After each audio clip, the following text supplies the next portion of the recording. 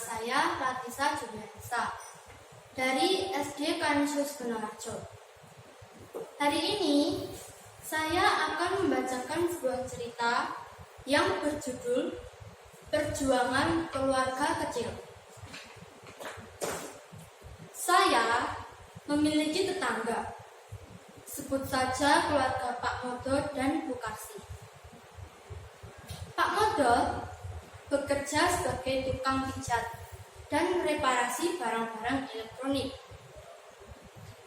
Ibu Karsi bekerja serabutan, seperti memanfaatkan kain pecah untuk dibuat baju, membuat tas dari benang, dan membuat souvenir pernikahan. Anak pertama bekerja sebagai penjahit baju. Anak kedua masih sekolah. Setiap hari mereka bangun pagi-pagi untuk bekerja. Ketika musim tanam padi atau musim panen tiba, Pak Modo dan Ibu Karsi menghabiskan waktunya untuk bekerja di sawah. Setiap harinya penghasilan mereka tidak menentu. Namun, di tengah pandemi COVID-19 ini, mereka tetap berjuang mencukupi kebutuhan sehari-hari. Ya, walaupun hasilnya tidak seberapa, tapi keluarga Pak Modo tetap bersyukur. Setiap harinya, Ibu Karsi sebagai ibu rumah tangga melakukan pekerjaan rumah seperti menyapu, memasak, dan mencuci.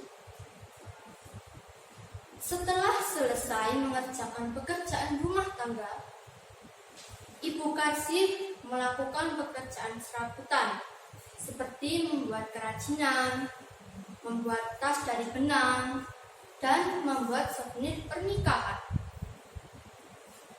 Pekerjaan Ibu Karsi diambil dari seseorang, sehingga ketika Ibu Karsi menyerahkan hasil kerjanya, Ibu Karsi mendapatkan upah. Pandemi COVID-19 ini membuat semua aktivitas berubah.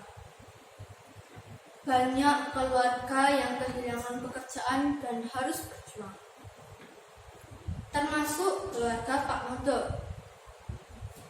Pak, bagaimana ini? Beras kita tinggal sedikit. Anak kita besok harus membayar buku. Kemarin sudah ditanyakan oleh gurunya. Tanya Bu Karsi kepada suaminya. Pak Modo menjawab, sabar Bu, bagaimanapun juga kita harus tetap bersyukur. Setiap orang sudah mempunyai rezekinya masing-masing. Yang kita butuhkan adalah semangat dan usaha. Mendengar jawaban suaminya, Ibu Karsi menganggukkan kepalanya tanda setuju. Di tengah pandemi ini, Pak Modo dan Ibu Karsi tidak patah semangat. Mereka pantang menyerah walaupun virus merajalela. Keluarga Pak Modo dan Ibu Karsi tetap berjuang untuk mempertahankan hidup.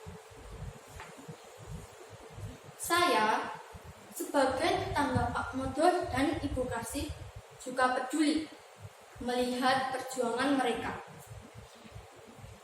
Sebagai tetangga, keluarga saya juga sering membantu meringankan hidup mereka, yaitu dengan memberikan sayur-sayuran atau buah-buahan yang kita tanam sendiri. Keluarga Pak Modo dan Ibu Karsi selalu berdoa agar pandemi ini cepat berakhir. Begitu juga dengan anak pertama yang menjadi penjahit baju. Anak pertama juga berdoa agar pandemi ini cepat selesai. Dibantu dengan berdoa, Pak Modo dan Ibu Kasih bangun pagi melaksanakan pekerjaan mereka.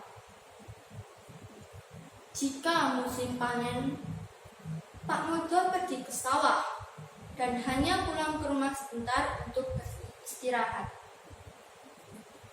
Setelah itu, mereka kembali ke sawah untuk menyelesaikan pekerjaannya. Pak Modo tidak mempedulikan keadaan cuaca. Meskipun panas atau hujan, beliau tetap bekerja keras dengan tekun. Ibu Kasih juga selalu bekerja keras. Setiap sore, setelah melakukan pekerjaan rumah, Ibu Kasih melanjutkan pekerjaannya hingga malam hari. Meskipun pekerjaannya kecil-kecilan, meskipun lelah, tetapi beliau tetap berjuang untuk menghidupi keluarganya. Pak Modo dan Bu Kasih tetap senang, walaupun harus berjuang keras untuk keluarganya. Meskipun upah yang diterima Pak Modo dari pekerjaannya sebagai tukang pijat tidak seberapa, tetapi Pak Modo tetap bersyukur. Sebagai kepala keluarga, beliau memiliki tanggung jawab untuk kehidupan keluarganya. Beliau sering dipanggil oleh seseorang untuk membetulkan listrik dan juga memijat. Semangat, semangat, semangat. Kata-kata itu yang selalu terngiang di telinga Pak Modo dan Ibu Kasih sambil menyelesaikan pekerjaannya. Pak Modo dan Ibu Kasih bekerja keras dan berusaha untuk bisa menyekolahkan anak keduanya. Mereka tidak pernah menyerah dan tidak pernah putus asa. Saat pekerjaan Ibu Kasih selesai, Ibu Kasih lalu menyerahkan pekerjaannya dan mendapatkan upah dari hasil kerja kerasnya. Setelah itu, Ibu Kasih akan diberikan kembali pekerjaan yang sama oleh orang itu. Ibu Kasih tidak keberatan jika harus mengerjakan pekerjaannya itu. Ibu Kasih tetap mensyukuri apa yang telah diterima. Semua yang dilakukan Ibu Kasih dilakukan dengan senang hati. Pak Modo sebagai kepala keluarga juga ikut bekerja keras. Pak Modo dan Ibu Kasih hidup apa adanya.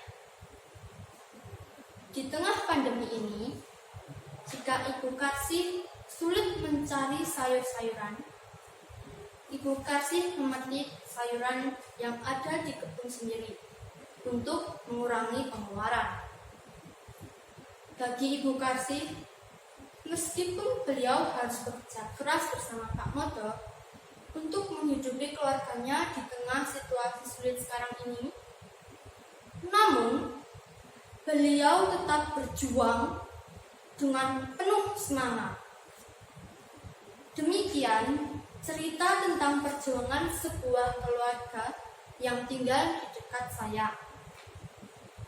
Adapun pesan moral yang dapat kita ambil dari cerita tadi adalah dalam keadaan apapun kita harus tetap bersyukur.